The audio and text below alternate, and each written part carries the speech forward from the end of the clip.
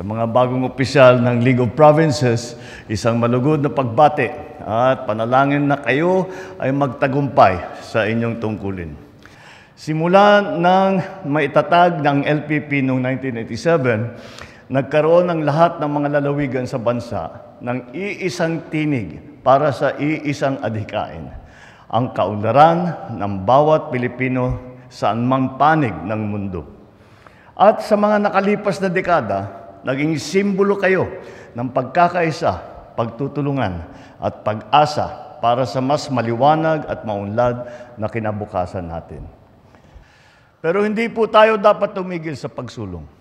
May mga isyong kailangan pang harapin na hindi pwedeng talikuran. Lalong-lalo na ang mga bagong opisyal ng LPP. Kaya't hinihikayat ko kayo, paglingkuran natin ng buong katapatan ng sambayanan.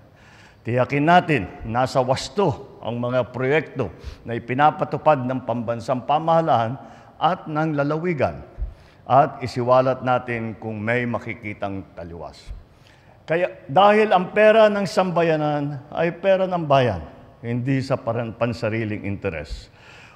Mga kapwang likod bayan, naririto tayo dahil pinagkakatiwalaan tayo ng taong bayan. Huwag po natin silang bibiguin. Para sa mga bagong opisyal ng LPP, magsisilbing gabay, magsisilbing boses, at higit sa lahat, magsilbi kayong konsensya. Sa paraang ito, maitatag natin ang bagong Pilipinas kung saan ang bawat Pilipino ay may pagkakataong umunlad. May seguridad sa kinabukasan at may tiwala sa pamahalaan.